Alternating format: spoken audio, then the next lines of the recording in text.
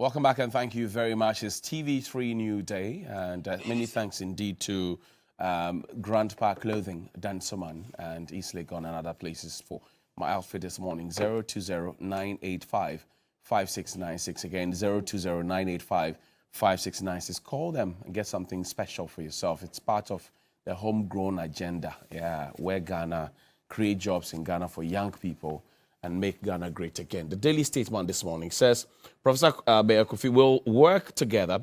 Defeated aspirants pledge support for new NPP executives. Also, Tescon angry with NPP leadership. Why? They were not allowed to vote.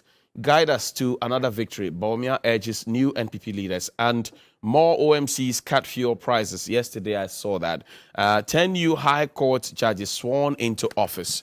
The Daily Guide is next. It says, I stabbed JB, sexy Don Don, and JFK hits the road. Bawumia shades critics over economy. GMPC boss attends APO confab in Abuja. The Ghanaian Times, Veep launches e-pharmacy platform for public to access pharmaceutical services using mobile phones and computers. 35 perished, 207 injured in 4,064 fire outbreaks in 6 months. Also, spinal anesthesia procedure complication caused death. Professor Zakaria, woman's death in ambulance probe.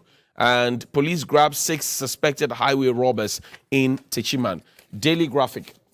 State loses 27 billion Ghana cedis to tax exemptions. Finance Minister confirms in Parliament 27 billion tax exemptions. National Service holds first visitation day. Weak Parliament, woes of a country. Speaker insists on strengthening oversight responsibility. Mr. Speaker, how do you do that when the leader of government business is also the Minister for Parliamentary Affairs? He sits here and sits there. The Finder newspaper, Access Bank appoints Ama Bewa as first female board chair. Also, NPA to take legal action against 150 OMCs owing 122 million Ghana cedis. Joboku, new MD of Republic Bank, assumes office. And 60 district courts, 60 charges, Bangalore's 3 new high courts ready by October. President Akufo-Addo yesterday as he swore the judges in. I look forward to working with you. And Mahama underscores need for every Ghanaian to have a Ghana card.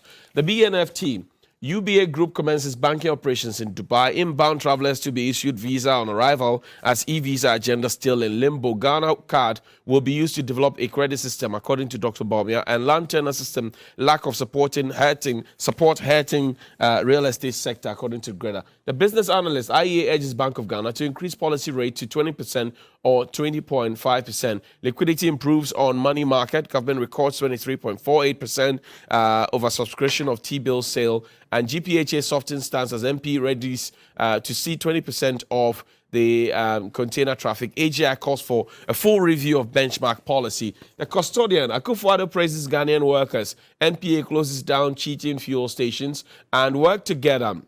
Freddie Blay urges winners and losers. NPP picks winning team, Stephen team, team in team. Justin Kodia Frimpong is there. All the guys who won their elections there. Salam, Nana B, they're all there in there. The Meridian newspaper is the final one. Chehini tax force on rampage.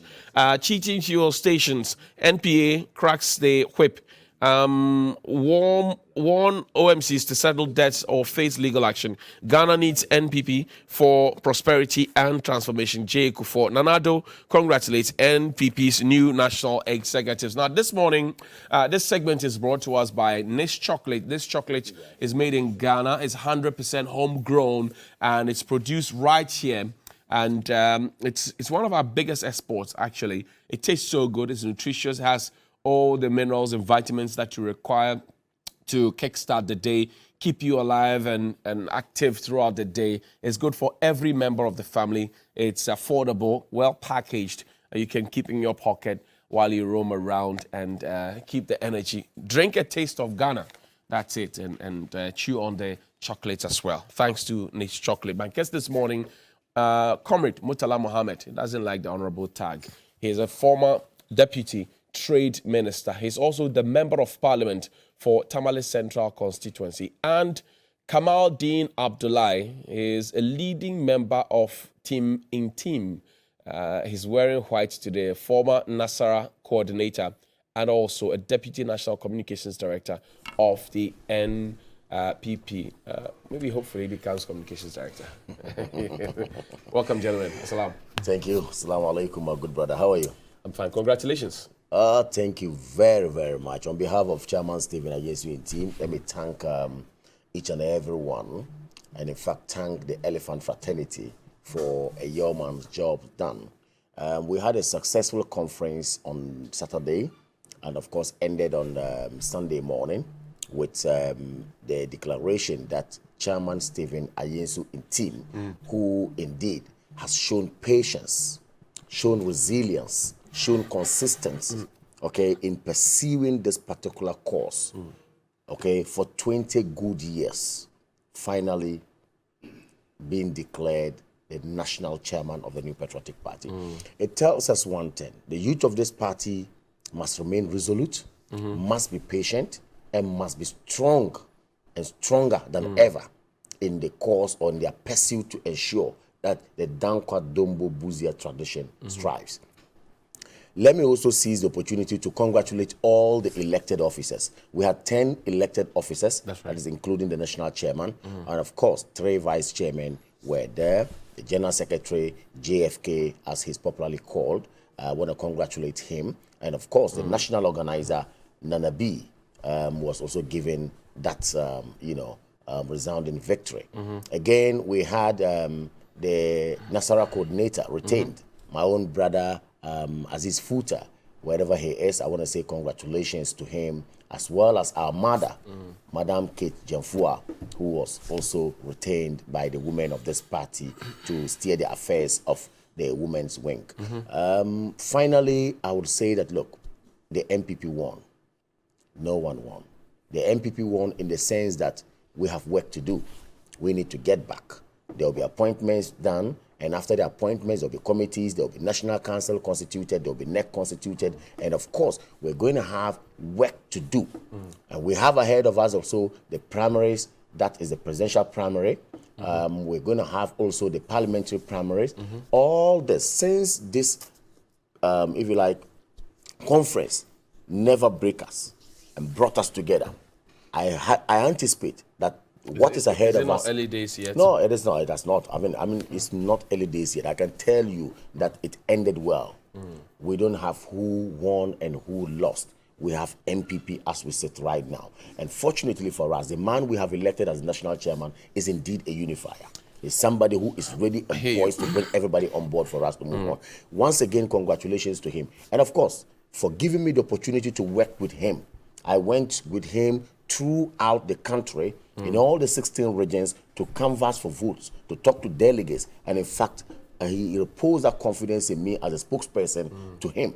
And wherever we went to, I was the one who had to come out and visibly talk strongly in his favor, espouse all that he has done for this party. And lo and behold, inshallah, Allah has touched the hearts of the delegates, and they bought into our message and gave him that victory. He's indeed going to handle the affairs of this party. This week, if you bring chairman in team here, I'll give him a 1-hour interview for free.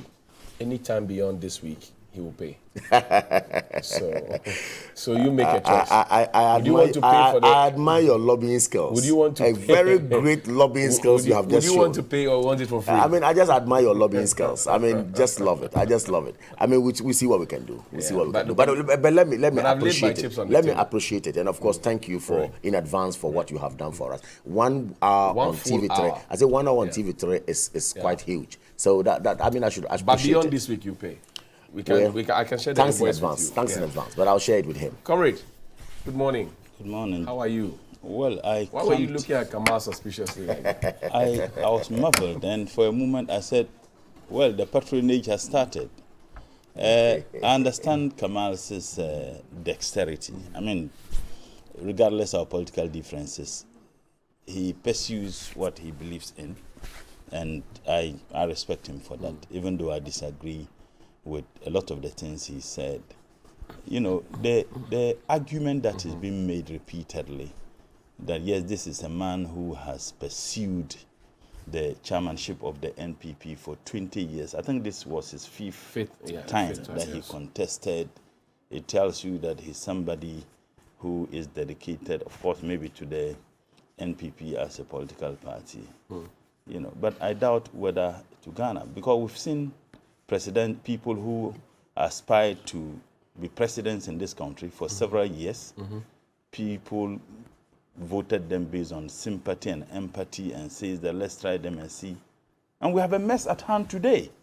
President Nana Addo aspired to be the president of this country for several years. He contested primaries, presidential primaries, lost, contested presidential elections, lost. And at a point in time in the 2016, there were some section of the Ghanaian populace who says, look, let's try him and see. Let's try him and see. We are in a mess. I mean, the unacceptable economic mess in which we have been subjected to as a result of the maladministration of this government and the incompetence. It is an understatement to say incompetent, maybe perhaps I say grossly incompetent, that has landed us in the state in which we are, not just because we are at IMF, but the economic conditions. And what you showed this morning as to what happened to the leader of government business in Parliament and the majority leader, in fact, the leader of the NPP group, who has been in Parliament for several years, for me, it's a symptom of what happens, you know, the entire country. Perhaps this may not be the first time we see this. If you observed in the run-up to the NPP branch and constituency elections, you had senior members who were subjected to same ordeal. Mention can be made of Honorable Atacha, who was subjected, and the videos were abound. You have other members of parliament who were subjected to same ordeal. So it is a symptom of the mess in which we are. So the argument that he's contested for several years and he has gotten it, let us be very careful. Coming events, they say, cast their shadows at them. We saw what happened to one man who wanted to become president for several years. People gave him the opportunity to lead this country based on sympathy and empathy and the fact that let's try him and see. We are in a mess in which we are. There's another aspect. The president would disagree with you that we're in a mess. Not the president. Me, Kamal Din, sitting here, would vehemently disagree with what he's saying. Well, and let me tell you. Allow him to land and then you... Very well. Yes. Very well. Well, I will remind him of his own story. I don't expect Kamal to agree with me. I mean, to be fully hardy for me to even assume that he will agree with me. Certainly, he will disagree with me. But the ordinary man who woke up from Adenta and who could not pay trotro fees to Accra will be very happy with the statement I have made. The ordinary teacher who has been following for cola, and that cola was paltry given, will be happy about the statement I am making.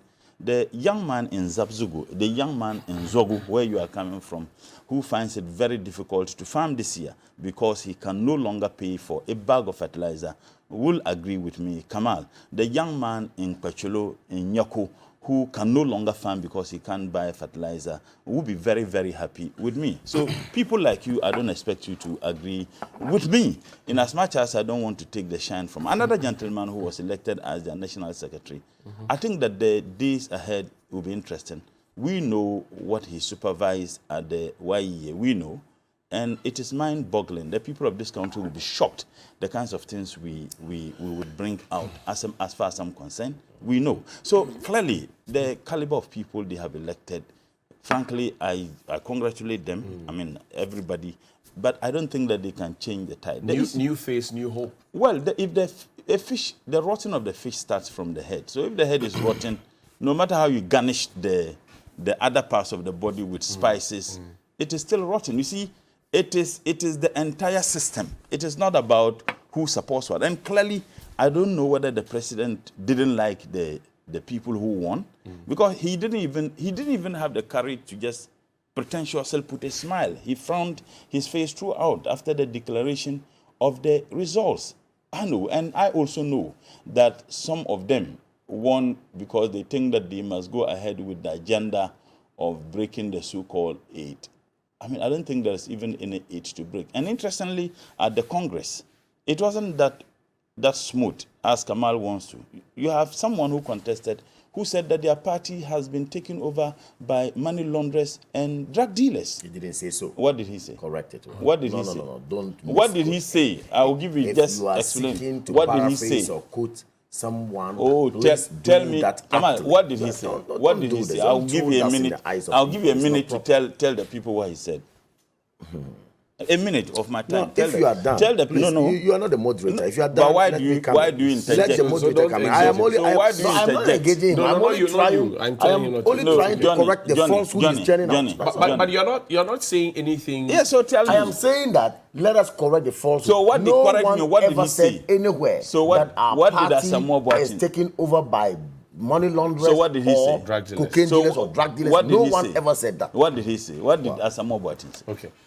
No, I want him to tell me what but I Asamoah have my bite on this. I'm sure he will say it later. He doesn't want to say it now. So this is a needless interjection. You think Needless. so? Because if you interject, and I have the decency, and I say, okay, tell the people of the viewing public what he said. Whatever he said, look, you just lied. Someone said that what money did he launderers say? and drug dealers are taking over the party.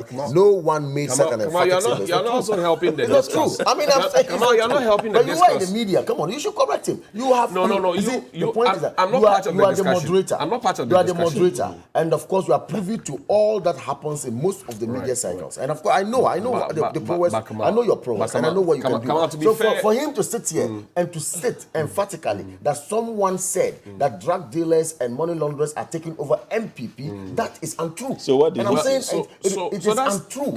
That's why you are here, and he's giving you a blank check. What did the man say? My duty is to tell him that he just changed as falsehood. It's not true. So what no is one the said truth? it. What did nobody has said anything I am saying, related to that? I am not to report what somebody said, but I'm to refute what he said when it's not true. Oh, so put out the right information. Please, let's get it. We're all communicating, and we are talking to very objective minds out there. The man makes a statement that someone says that drug dealers and money launderers are taking over the party, and I'm saying that is not true. It's emphatically a lie, a big lie to the people. And that's not true. So in dismissing what he said, what are you putting in place? That is not what we are discussing. That is not what we are discussing. I am only saying, unless he tells me what he's saying is true. But I'm saying that what he's saying is not true. And I need to expose it. But I'm not to come here. So what he never spoke? Listen. We are not discussing. That is not what is on the table. Right. What is on the table is, first of all, I spoke about the NPP election. I congratulated the chairman, and I told you what they have done. Now, if for him to have said that somebody said this, and I say it's not true, that's not true. Okay, so that's it. The graphic online has put this up there. Let me project that for me quickly. It's a graphic online publication. It says a drug dealer or money launderer may take over our party if. So does that mean is that what he said? Well, so let's get to read the story. So is that what it means? Come on, hold on a bit for me. Let's read the story. It says, New Patriotic Party National Chairman candidate Stephen Asamoah Boateng says he has done his best to impress upon delegates to choose competent persons to lead the party rather than be influenced by monetary considerations. He says if the delegates allow themselves to be induced by cash, money launderers or drug dealers could capture the party. And in the meantime, he has shared his vision, a 7-point agenda, amid allegation that huge sums of money are changing hands from camps of some of the contestants to induce delegates to the party's conference, currently underway at the Crossport Stadium. Asamoah Boateng said he has heard same and was indeed aware of the unfortunate development. I'm confident I'll win today. I hear people are going behind me with money. They want to buy your votes. They are using money now, and when they finish, they cannot come to you. He told Joy News' Elton Probe in a live interview. So he's facing these people. But, I mean, a question then comes up. Which of these five others possibly would be the money launderer or the drug First, dealer? let's get this matter settled. No. It tells you clearly that what Mutala, MP for Tamale Central, stated here earlier, that someone had said that money launderers and drug dealers are taking over the party. It's not true. He says they may take over the party. Absolutely. If. So, perfect. Right. If you are quoting somebody or paraphrasing, be right. Right. So, see, that is why I'm saying that this is a huge platform. Let's not take the people for a ride. But for somebody who wanted to lead the NPP, yes, as chairman, Asamoah Boateng has served as minister before, has served as boss of SIGA. Sure. He's been around for He's a long time. He's an amazing gentleman. Yes. For somebody who wanted to lead the party, making such claims, it all counts. Is it Daviama? Is it Professor Kofi? Is it Stephen Ntim? Absolutely. Is it Sami Crab, who is the drug dealer? Now to do a great job, you need Asamoah Boateng to answer the question you are asking me now. But my duty here was to refute his falsehood when he said that someone had said that drug dealers and money launderers are taking over. But your boss has That's not true. Is your boss a drug dealer? But I'm saying... Is your boss a drug dealer? With all respect. No, come, allow me. Listen to what... Please, let me correct it, please. What you just read, putting that in context, does not tell us that he made an emphatic statement that money launderers and drug dealers are taking over the party. He said they will what take he over said, if... they may. Yes. Listen, they may take over. If Then it he does not. said it hinging on the fact that some monetization went on, according to him. Those are allegations made by him. But that is if he doesn't win. I am saying... Now he's lost that election. Your boss has won. Is your boss a money launderer or a drug dealer? That's a simple question for you to answer. Johnny, it's not a simple question. Please, it's not a simple question. Johnny, don't twist the matter. I'm not twisting that. What you read out here, okay, it's a reported. Please, I'm not talking too much. Please, I beg you. Let us correct it. Allow him. What you just read out states that, look, Asamoah Boateng is quoted as saying that if care is not taken, I'm paraphrasing, not quoting him. That's right. Drug dealers or money launderers may take over the party. Right. And I'm saying, juxtaposing that to what my brother said here. You have please, finished No, that I've not finished it. I'm coming. Please, understand me. You see, let's have But you're repeating yourself. You're going around in circles. I am not. Please, let us be fair to ourselves and be fair to the people watching us and be objective to them. I am saying, yes, you read the report. The report seeks to say that, look, because of what he saw, if care is not taken, money launderers and drug dealers may take over the party. Right. Then you have a guest who sits here to say emphatically that someone has said that money launderers and drug dealers are taking over the party. So we have corrected that. It's gone. That's right. Okay. Now, I'm asking that a follow-up question is that you wanted me to probe further what he said. I have done that. I've shown you the graphic publication. And I'm saying that Asamoah Boateng's tone is that he had spoken to the delegates. He believes that he had a very sound message and that he is the man for the job. And that people who are doing monitocracy, may take over the party. Now I'm saying that he stood with your boss, with Davy Ama, with Sami Crab, Professor Ameya Kofi, and two others. Your boss has won. What does that connote to you?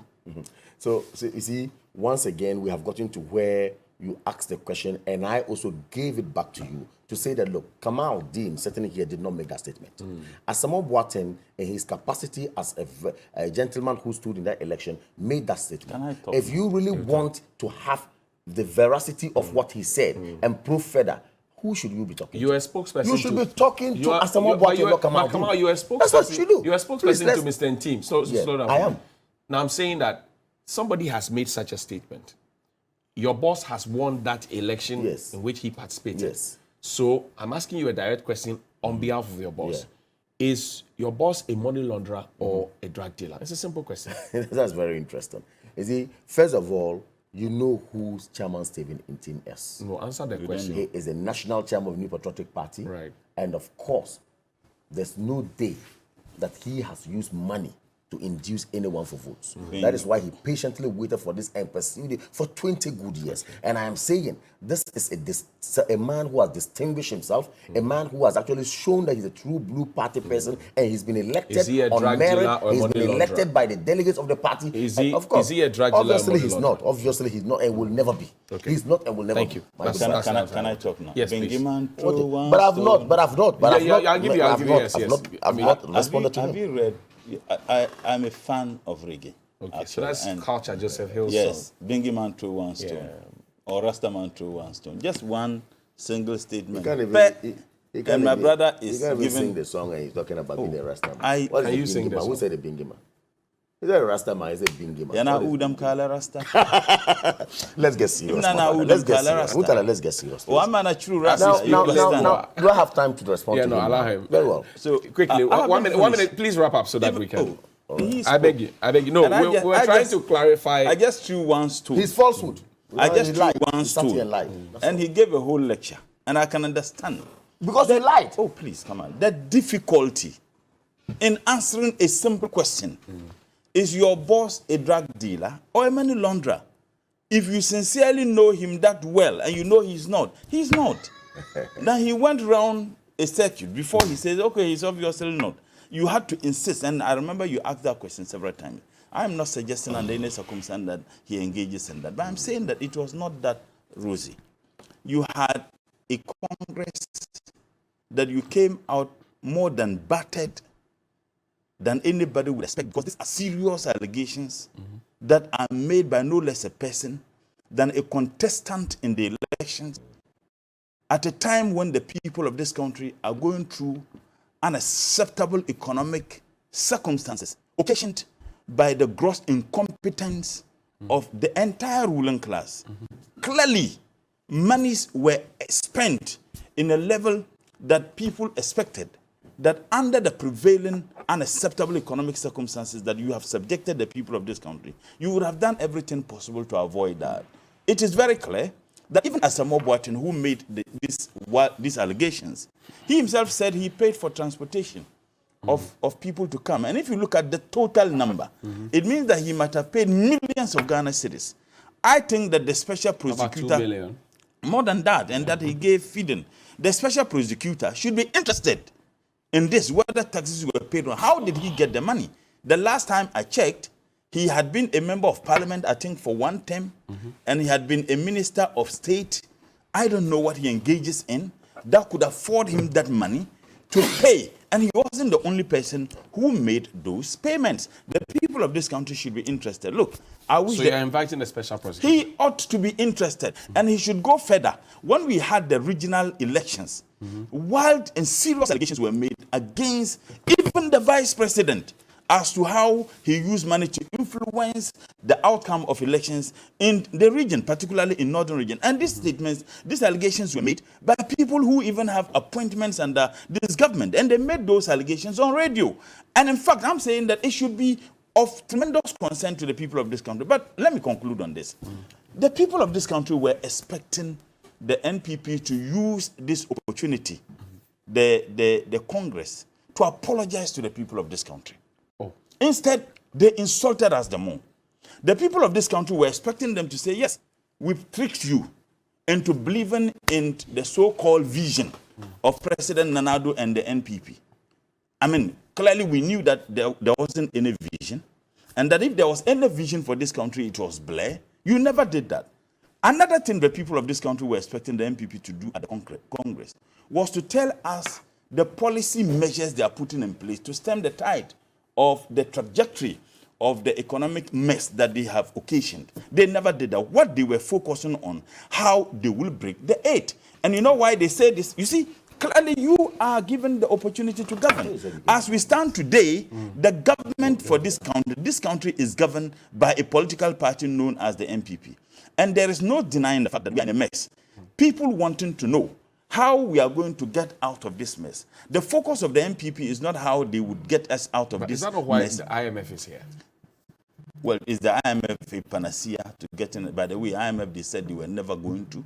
IMF, they said that it was incongruous, it was incompetent to go to IMF. And if I can quote the person they all fear in the NPP, Honorable Kennedy Ajapong, he said that going to IMF is an admission of a complete failure. Kennedy Ajapong himself publicly said, and the videos are available, that they cannot vote for the people who send them to IMF. So on the issue of IMF, it's a no-go area. You have my good friend John Kuma, who in Parliament said that they were never going to IMF and that it was just the NDC. You have the Minister for Finance said they were never going to IMF.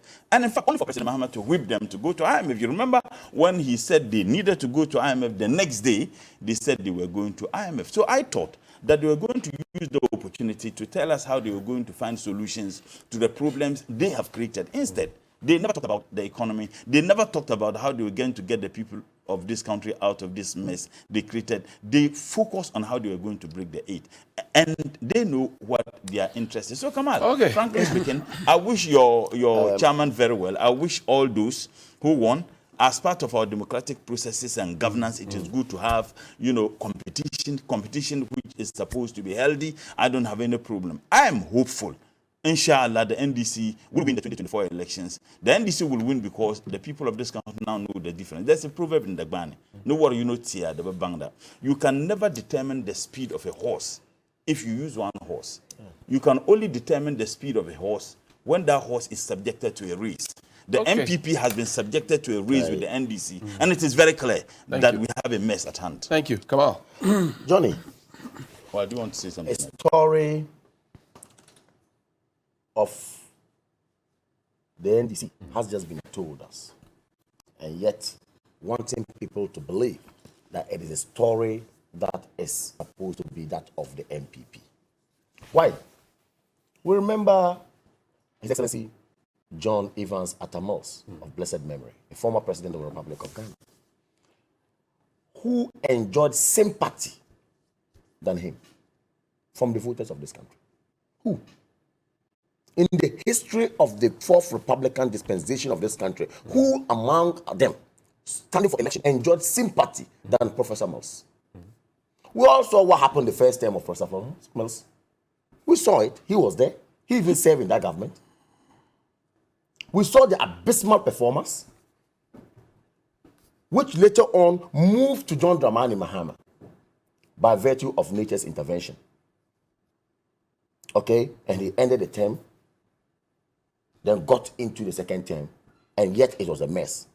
They sit here and espouse and then present themselves as if they are holier than thou. They are the best in the world. They are the alternative. He ended with that. No wonder that 2024 election, Ghanaians have seen the NDC, have seen the NPP, and know which one is better. NDC will win 2024. Interesting. That's an alternative. You don't believe that? Oh, NDC is an alternative? You just ended your Johnny's bite. What did you say? That someone said NDC and NPP are the same. That's how you ended. He sits here to say that Ghanaians have seen NPP, seen NDC, and that NDC is the best, and then we win 2024. Are you really the same? Look, if you are going to look at performances and look at people who have actually contributed, parties that have come into administration and contributed to the living standard of the people, trust me, on any day I have made this point, the NPP, NDC, record by record, NDC will never come near the NPP. Be it pro-poor policies, be it infrastructure development, and be it ameliorating the economy of this country, the NDC come nowhere near, and we can take figures. My brother, sit in this country, he just there and said, the farmer in Zao, the farmer in Yoko, the farmer in Pachulo is complaining because he has no fertilizer. No, he can't buy. They can't buy. Not that he can you buy. don't have I don't mind. yeah. Please, I was very quiet. No, I'm just. I reminding empathize with every single Ghanaian with the situation we find ourselves in right now. What will empathy do? Why would not? Listen, I'm saying I empathize. I am part of it. We are all in it. Right. And of course, Johnny, But what you will are in the empathy do? media. What Oh, will please, empathy do? you see, Johnny, you have been very quiet and allowed him to Oh, say whatever he in fact, wants. he gave you more So time let me than he continue, gave I beg me. you, please. But you know, I am saying that Allow I him. empathize with Ghanaians for what we are going through now as a people. And I do objectively believe that situations and times are hard. But of course, factors causes some of these situations for us. And what are these But I factors? say, what will empathy do? I am saying, of course, why? When you're a leader, obviously you need to acknowledge the fact that if this is happening, that is happening, acknowledge it. And having acknowledged it, try to seek solutions. Which are the factors? And bring those solutions on board. And ask yourself, what are the causative factors to where we are today? COVID and Ukraine. And which he knows. Which one? I sit here and I was watching some news. COVID and when the Ukraine. Allow him, please allow him. when the IMF delegation ended their meetings engagement in Sri Lanka. Okay? And concluded they didn't even have a plan. They couldn't even arrange a program in Sri Lanka. I juxtaposed same to the IMF team that came to Ghana. And I listened to what the IMF team that came to Ghana said. And in fact, even gave a glimmer of hope that look, they are pretty sure that what has contributed to the woes of this economy today is IMF, according to IMF, is COVID and what? The war in Ukraine and Russia. They did. Please, if you are not watching, you are not listening, I will tell you. This is exactly what the IMF team said. They gave that. They didn't talk What about is that economic different? Is it different mismanagement? from what they said? Oh, no, the IMF never mentioned that. The IMF said that the economy of Ghana is suffering as a result of the fallout from the COVID pandemic and it's like Ukraine and Russian war. The IMF were emphatic on it. And you can Google and read and look at it just as you did. You can go and let us try to do this fact checking. So I sit here, politically, yes, you belong to NDC, you can say whatever. The job of the opposition is to oppose. But you see, in reality, what is there? Be objective about it and then be clean about whatever you say. I am saying that, look, I am not happy because inflation is rising. I am not happy because cost of living is rising. I am not happy because things are a bit difficult. What are your but solutions? What are your solutions? Why?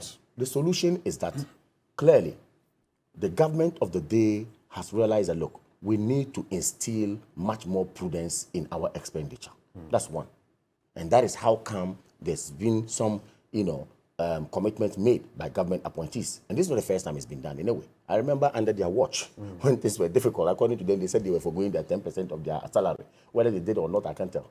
You remember They that? have showed you And what then they what did they with did their that. money. I'm saying Chip compounds and all. chips of what?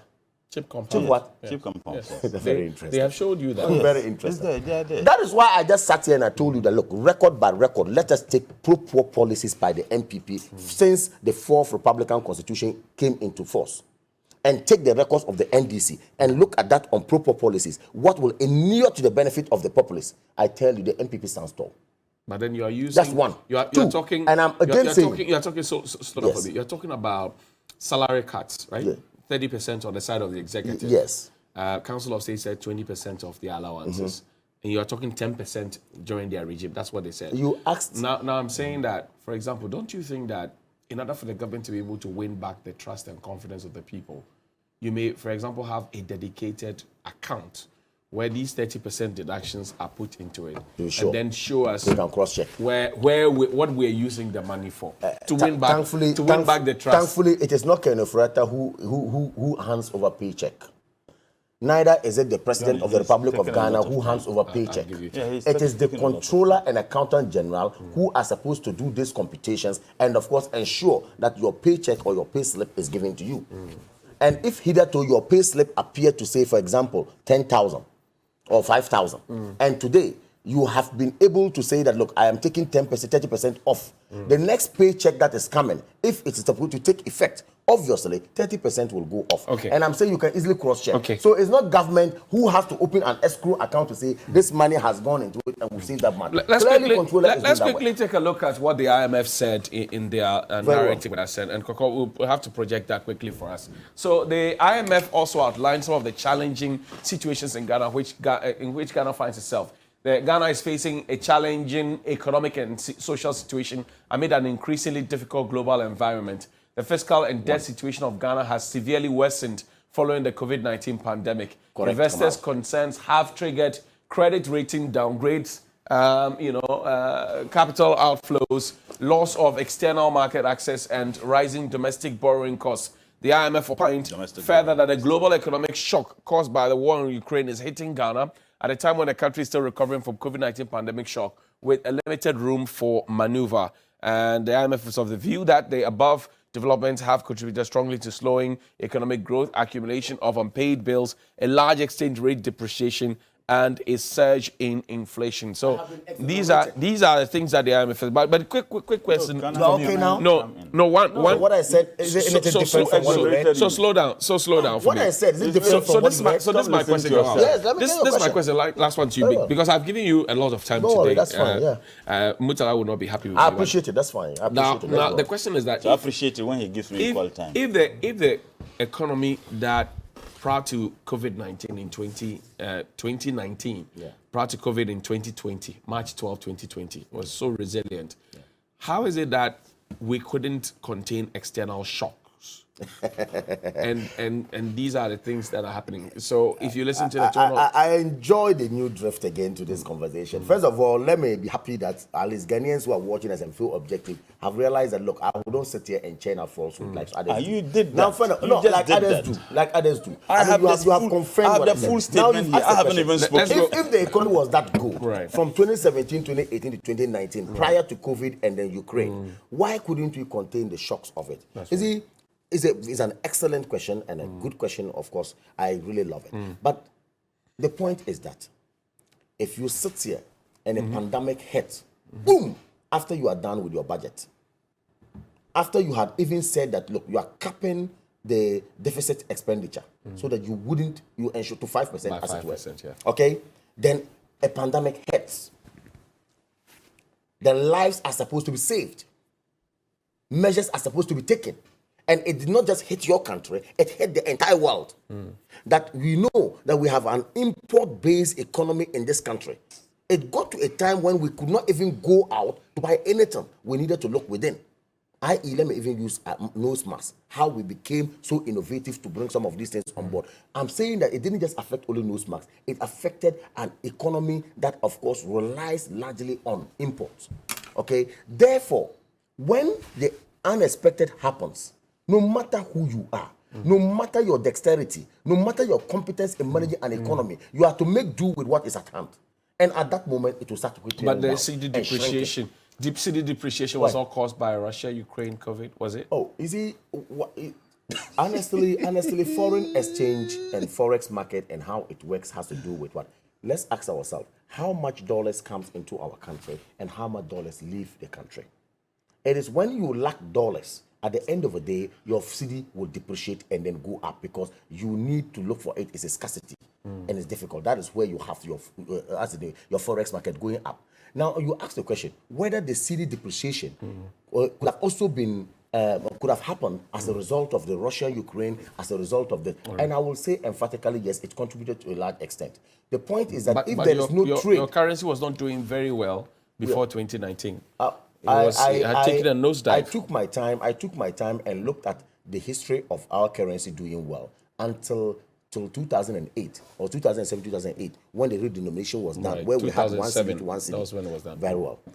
Apart from that time, take it from even 1992, 1993, running up, down. There is no economy that has not suffered depreciation of the currency. But this depreciation.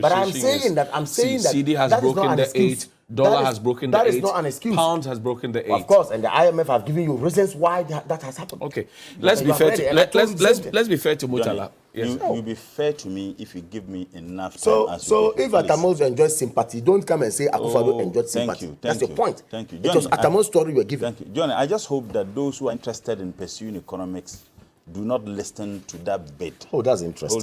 Hold on. Kamal, will you, because I listened to you. I'm also listening to you. Allow him. Just Kamal, please allow him. You see, I had the patience Go to ahead. Go ahead. I just hope that those who have the interest of pursuing, in fact, not even economics at the university, SSS economics, wouldn't pay attention to the reasons why he thinks that our city is depreciation. Because if they pay attention, they will fail. That is what the first statement. It is shocking, but not surprising to some of us, that Sri Lanka is now the standard. What the IMF said with regards to bailout of Sri Lanka, and I think that the statement about Ghana was better than Sri Lanka. Sri Lanka is a failed state now.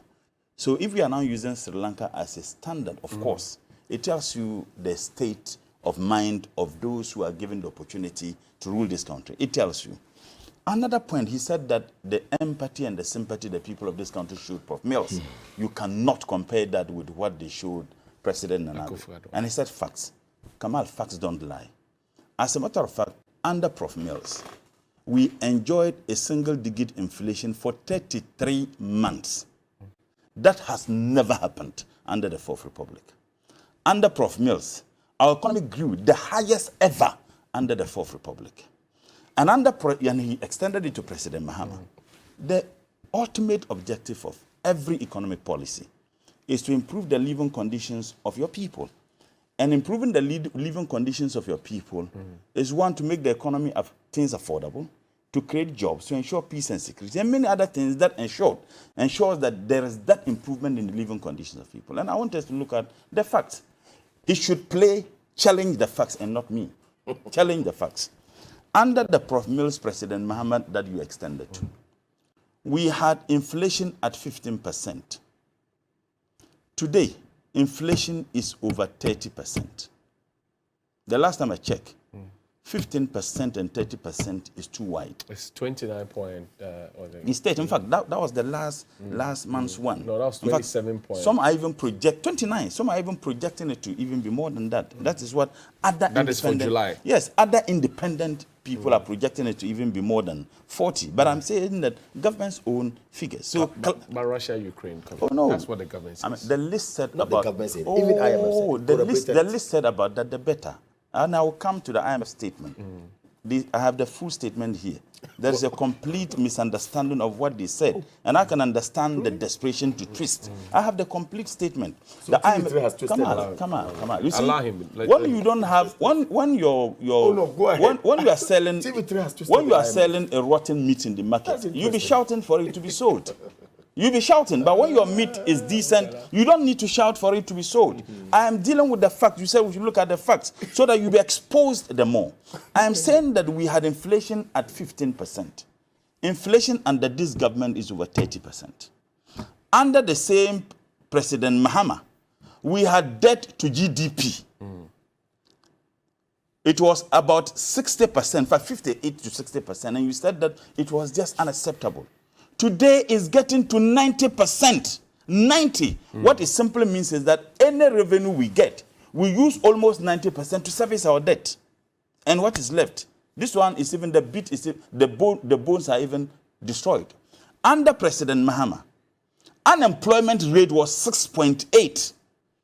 Under your competent government is over 19%. 19.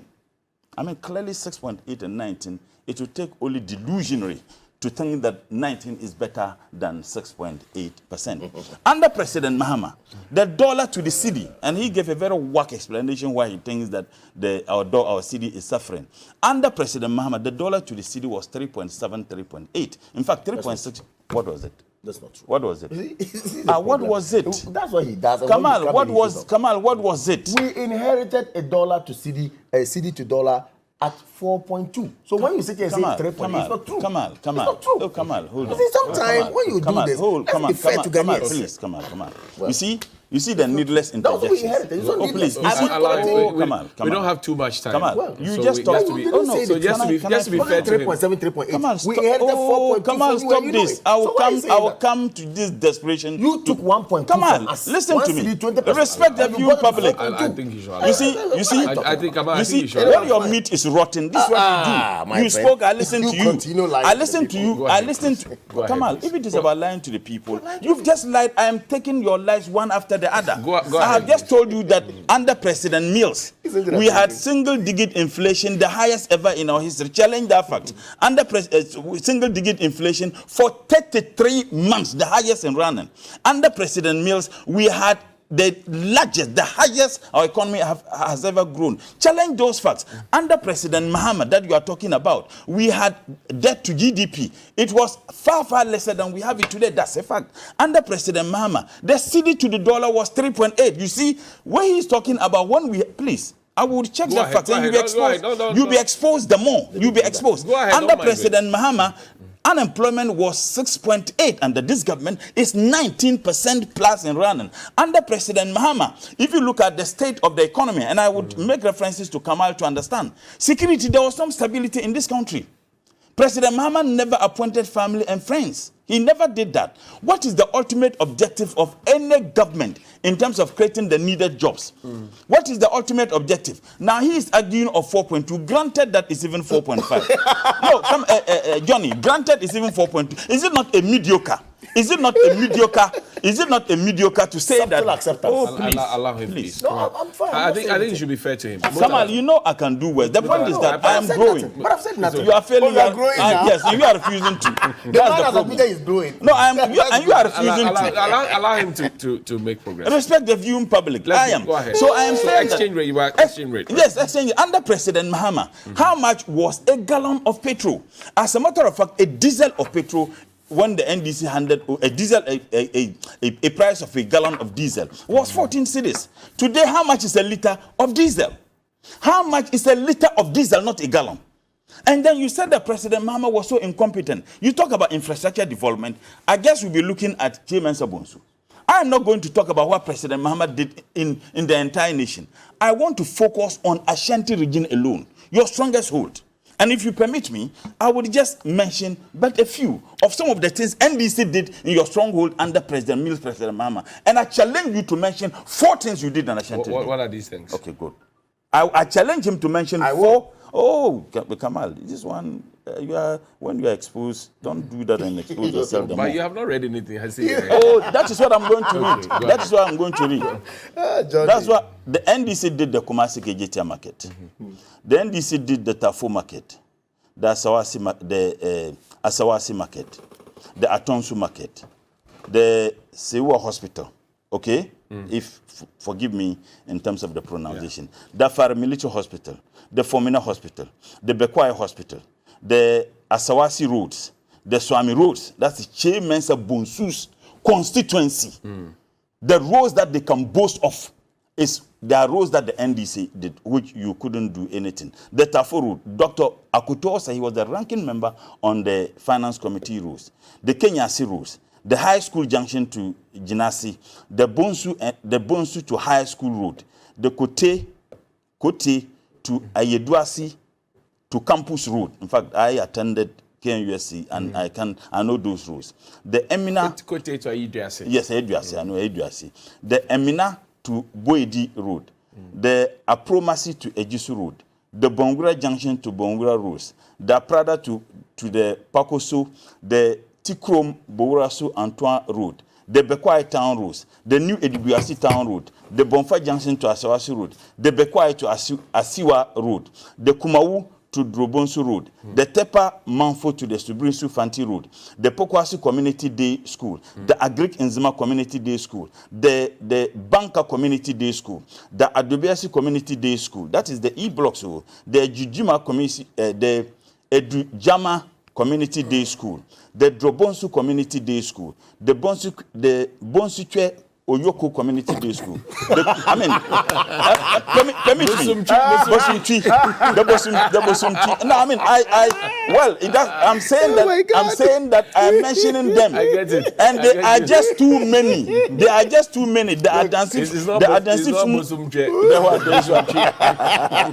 Adansi Fumso Community Day School. The Adansi Apanja Community. Look, they are endless. Kamal, I want you to mention. Kamal, please. I want you to mention 4. I want 4. Just mention 4 projects that you have done. That is Kumasi, your inner Ashanti region. That is Kumasi, your stronghold. But let's come to here. So that we have to go for a break. When we get out, I can carry you on my shoulders to go to the Rich Hospital. I can carry you on my shoulders to the Circle Interchange. I can carry you on my shoulders to the Legon Medical Center. I can carry you to my shoulders to the Bank of Ghana's hospital. I can carry you to my shoulders to the Pokwasi Interchange. All of these were contracts that the NDC contracted. Listen, please. All of these were the contracts that NDC... Listen to me. And with all these things, President Mahama borrowed 50 billion. Look, your government... Your government has borrowed 400 billion. That is the debt stock in Ghana now. You have borrowed over 300 billion. You have nothing to show. The Terminal 3 of the airport, the Terminal 3, where you went and robbed the people of this country through the testing of the Frontier Health, where over $300 million were taken, where without any empathy and sympathy, the wickedness of this government, on every $150 that was charged, government of Ghana was given $2. Kamal, mention 4 projects in Ashanti region. 4. You know, Johnny, what I have mentioned in Ashanti region alone were more than 20. Mention 4. Okay. I want you to mention. We'll take a break. When we return from the break, we'll still have my guest in here, and then we'll wrap up nicely on the news review segment, the big issue segment, brought to you by Niche Chocolates. See you after the break. Welcome back, and thank you very much. It's TV3Newday, big issue segment here on your favorite morning show. We're airborne from Monday to Friday, 6 a.m. all the way to 10 a.m. every single day. Before the break, Comrade Murtala Mohammed was airborne. He had finished mentioning the projects, and I'd asked Kamal Dean to mention 4. But you finished. Listen, you see, John, you admitted that you gave me a lot of time. Yes. He said a lot of issues. I was about London. I mentioned the projects we did. So let me give me just a minute to wrap up. This repeated talking about COVID and talking about Ukraine, Russia, for me is absolute nonsense. And I say this with all the seriousness. Ghana was not the only country hit with COVID. None of our neighbors within the West African sub-region went to the World IMF for $3 billion loan in the name of COVID. None of them went to the World Bank for $903 million. You remember they said initially $100 million, only for the World Bank to say that time it was $450 million. As recent as 2 to 3 months ago, at a function where the president was seated, the World Bank country director said they had extended a facility of up to $903 million to the government of this country. Now the question then is, how come that all these countries who haven't gone in for as much as we have gone in for, their economies are doing better than our economy? How come? How come that those countries who indeed manage their COVID better, several people in this country died than Ivory Coast. Several people in this country died than Togo. Several people in this country died than Benin. Even when they claimed that they were giving us free water and free electricity. Mind you, it wasn't everybody in Ghana who enjoyed the so-called free electricity. People like myself and you perhaps didn't enjoy it because of our consumption level. We are all being made to pay for something that many people didn't enjoy. Now, don't you think it is in the interest of the people of this country to find out from this government how much we have paid so far for the COVID levy? They are not telling us that. We are paying a levy for something they claim they gave us free.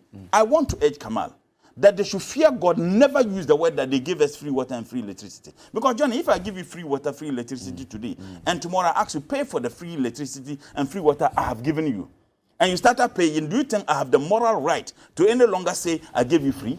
I don't have any moral right. But that's why you in Parliament ask the questions. questions. We have been asking these questions repeatedly.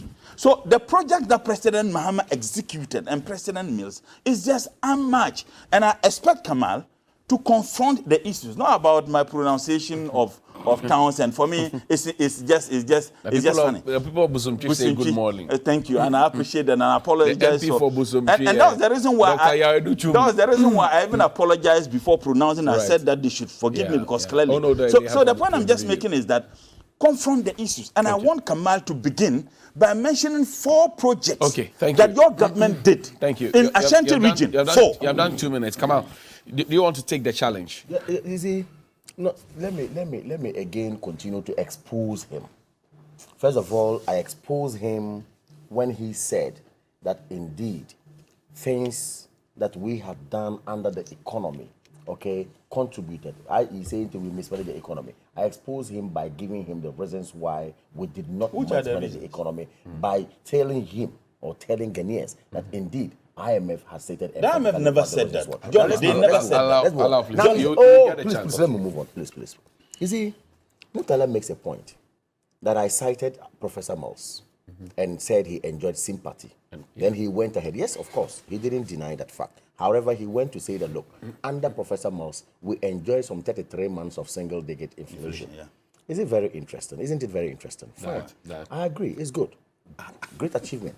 Under Professor Mills, we had the growth of the economy like never before. Yes, that's a fact. These were all ceded to John Dramani Mahama. How did we end? He sits here and he's not ashamed. You want me to tell you how we he's not ashamed of what they did and what they inflicted to the economy of Ghana. Wouldn't you rather be fair? Sorry. Now it's no longer a blank check. Now I will interrogate. No, it's no longer a blank check. So now I interrogate. With him is a blank check. No, because you're both finished. I just told you what President Mahama said. With him it can be a blank check. With me it cannot be a blank check. I have just told you. No, that's it. No, you are fair. You are putting a spin on it. Allow me. I have just told you what. Come on, with him is a blank check. I just told him what President Mahama handed over to them. Please. How did it end? Kamaldeen, allow me to put my question. Allow me to put my question. Not a blank check. Go ahead. Yes. Interrogate. He has had his blank check. You have had your blank check. I'm saying you never gave me I am asking you a question. Never did. You gave more time. I'm saying that well, both of you can accuse me. I don't care. I'm used to it. I'm saying that would it not be fair to run a first term on first term analysis? Professor Mills got into power in 2009, right? Yes. And then by 2012, intervention of nature, John Mahama got in. Yes. President Akufo-Addo got in 2017, and then 2020. So let's do the first term. Please allow me to put my question. Let's do a first term analysis, and then we can jump into it, so that the part of your first term, in fact, the closing part of your first term will be when COVID hit, right? And then the closing part of your first term will be when President Mills died and then President Mahama got in. Economic meltdown globally. So we can do the analysis that way, as opposed to bumping everything together. Question is fair? I am very fair. That's fine. I mean, it's not a question, but it's a restructuring of the discourse that we have on the table. And that's a great one. That we should hinge ourselves to the first term mandate given by Ghanaians to each and every one. Of course, I cited Professor Mills and said he just gave a story of the NDC. And of course, it was with regards to the sympathy and empathy that he spoke about, which I said that no one enjoyed it than Professor Mills. I agree. The first time Professor Mills came up, he has mentioned all that we have heard about and then move on. Then I asked the question, having ceded those, if you like, achievements to JM. Okay. What did we see? So let me respond. No, please. But I'll have the Oh, opportunity. please. What did we see? Okay. Incompetence, gross incompetence. He himself, to the extent that I told Ghanaians that he had assumed the syndrome of a dead goat. He himself. To the extent that he told Ghanaians that he has promised to the extent that he wouldn't even promise again. And the Dumso. That has culminated into now today, Ghana having to pay a whooping amount of several billions of dollars to, if you like, power producers. That is even because a lie. of that. I'm saying it because of their abysmal performance. So I'm saying that, how did we end? In 2016, this is the first time we're going to IMF. We went to IMF. Granted, yes, we said we are not going to IMF because we're looking within first. Now, of course, having looked within, we thought we have failed. Not getting what we wanted, we had no option than to move to IMF. And it's not only our economy that is moving to IMF. Many economies are moving to IMF. But I'm asking, in 2016, what got us to go to IMF after Senchi? The shocks, I mean, the problems, the factors that have caused us to go to IMF today, were those factors existing in 2016? No.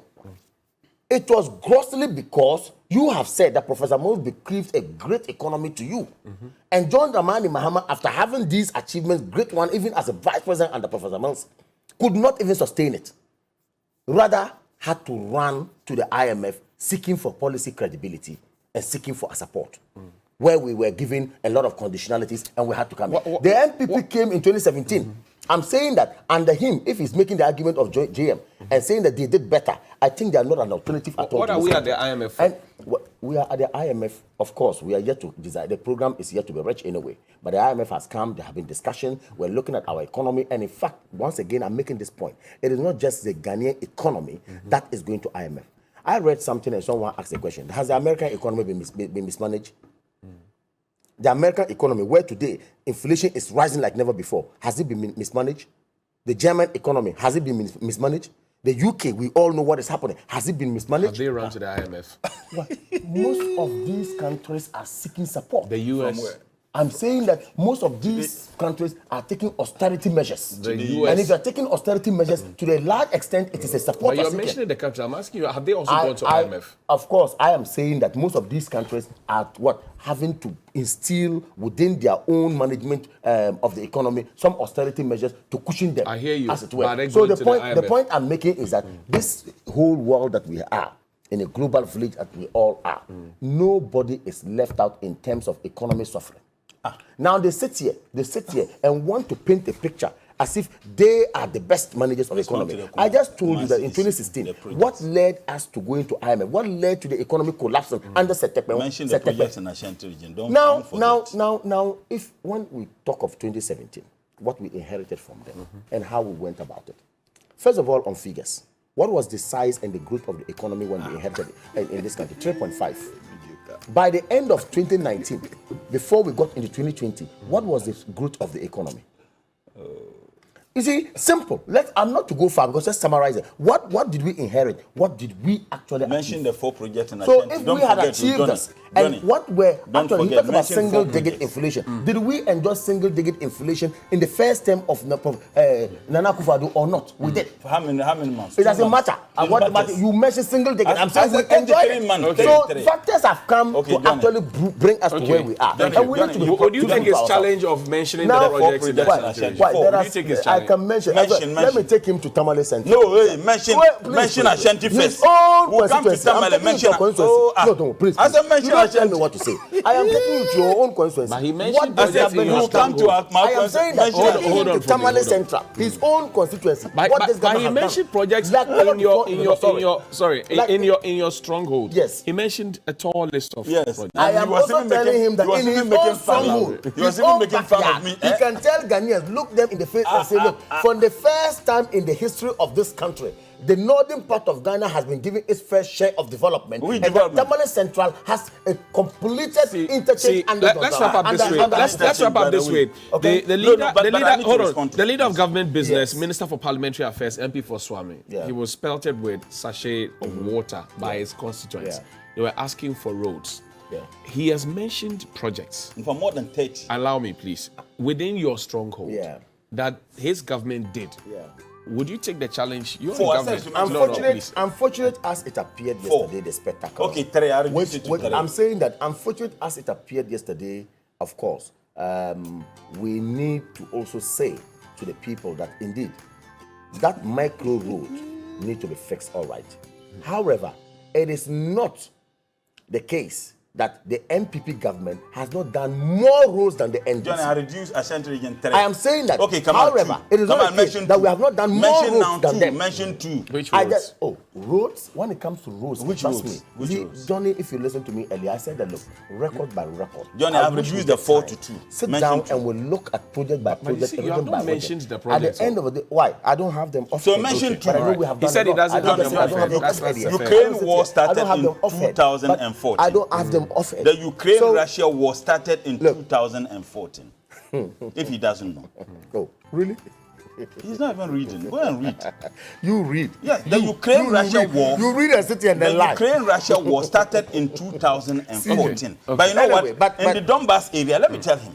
That was where the look. war started in 2014. President Mahama was the president. He never said that the economic challenges that confronted us had to do with Ukraine. And in any case, the IMF. The IMF said that the NDC, economic conditions worsened. NDC, The economic conditions NDC worsened has nothing to do with with COVID. It's This just that is you are taking English. All right, some messages. Good morning, Johnny. And people will continue to lie to Ghanaians. What happened in Swami is just the beginning of Ghanaians' anger. And Johnny, it is simple. What Asabi said suggests that if he did not win or does not win, become the winner, the winner will automatically be the money launderer. He was warning delegates about his opponents, Richmond in Sudan. Send that one. The MPP should be thinking of clearing the mess and not breaking the non-existent aid. MPP should think of rendering solutions to our problems and not the elections. We are in a bottomless pit and we need to seal that hole. Trust Pepe in Tema West. Good morning, Johnny. Honestly, it hurts me more when I listen to Mr. Kamaldeen from the MPP say that if they are to make comparison in terms of good governance, MPP is far ahead of the NDC. Johnny, can you please ask Mr. Kamaldeen to show Ghanaians one regional hospital they have built in their 6 years? What happened to Agenda 111, 1D, 1F, 1 million or constituency? Planting for food and jobs is not working because how much is a bag of maize? JM 2024, inshallah. Aaron Babako, Aaron from Tamale North.